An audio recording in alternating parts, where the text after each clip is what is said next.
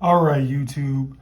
So I returned my Z Fold 3 and decided to pick up the Z Flip 3 to give it a chance. Now I do have some thoughts, and I'm going to explain my reasoning for picking up this phone. A lot of it has to do with the promotion that T-Mobile is running, where they give you up to $1,000 for a lot of older phones. And I had the Note 9 that I had not turned in when I purchased my Z Fold 3, so I'm glad I hadn't shipped that off because I returned the Fold 3 and I still have my Note 9. So I went in store and picked up the Z Flip 3, and basically this phone is going to be free with the monthly credits that I'm going to get for my Note 9. So to me, that's already a really good deal, getting a newer phone, 5G, and having the new Snapdragon, I believe it's the 888. The Note 9 was like the 845, I want to say. You guys can correct me in the comments if I'm wrong. But to me, that was a pretty good trade-off. So I'm losing the S Pen functionality, but over time I found that I wasn't using the S Pen like I used to, probably because I have the iPad and I use my Apple Pencil to take a lot of notes and things when I need to do that. But it would have been nice to have pen functionality, which this phone does not offer. Maybe that's coming, for the next version of this phone, maybe, especially since they have an S Pen Pro now that can take advantage of different screens on phones. But my first impressions on this phone, I've had it for a couple of days now. The biggest concern for most people has been battery life. My battery life has actually been pretty decent, I will say. I still want to give it some more time before I really can comment on if the battery life is good or bad. But for a 3300 milliamp battery, it has been pretty decent. No complaints just yet. I like the accessories that they offer for this device and whatnot.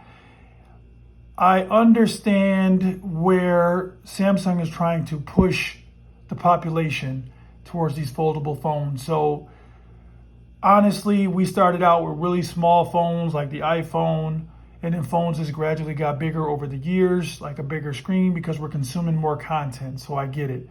I think what we can already improve on this phone, they did a few things, which was the IP rating is great. Especially for having some water resistance. So I know the next step is going to be some dust resistance. I want to see this aspect ratio change a little bit. I would love for this to be a little wider. And I think that goes for a lot of Samsung devices. I think they're too narrow. That is my personal opinion. I think they're too tall and narrow. I'd love to see a little more girth on the phone as far as the screen being wider. And they don't have to be as tall. And that's just my opinion. Now, I love that this device exists because I think it's going to force Apple to get into the folding realm. I would love to see an iPhone Pro Max device in a folding version. I think that would be, like a dream come true for a lot of iPhone users, because I don't think the folding industry is really going to take off until Apple joins. Until they join in and have their own version. I think that would really make the folding devices take off. Right now, Samsung has a great introduction into it. Having this phone at only $1,000 is a great option for a lot of people, but I really don't think it's going to make iPhone users convert to Android. So a lot of dedicated Android users are going to probably love this device. You take a bigger phone and you can make it more compact, easier to carry. I guess the convenience of it all. Our jeans have gotten tighter over the years. So I guess it's easier to carry this phone. There's a lot of different options now that we have this ring attached to it where you can clip it onto something, clip it on your jeans, clip it on a purse, put it inside the purse, put it inside your back pocket, front pocket. So a lot of different ways to carry this device. Now that the world is starting to open back up, portability is going to be important. Outside of that, I'm eating crow now saying that this is the better purchase for most people over the Fold 3, but I will still stand by the Fold 3 is a more innovative more fun device for those that have $1,800 that they can spare. I didn't do an unboxing on this because I think the unbox experience is pretty lame now. I'm pretty disappointed with it. You get a nice thin box with a cable, and that's it. So there's really nothing to see there. But the phone itself, having this outside display really helps keep track of notifications.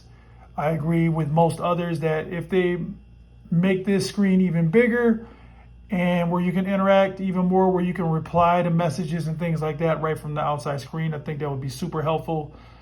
But I know Samsung is already working on that because they're in this business to make money. And if you do all the iterations on one device, then nobody has a reason to upgrade the following year. So I know they have to hold a lot of things back from the business perspective. But my first impression so far, this phone is pretty nice.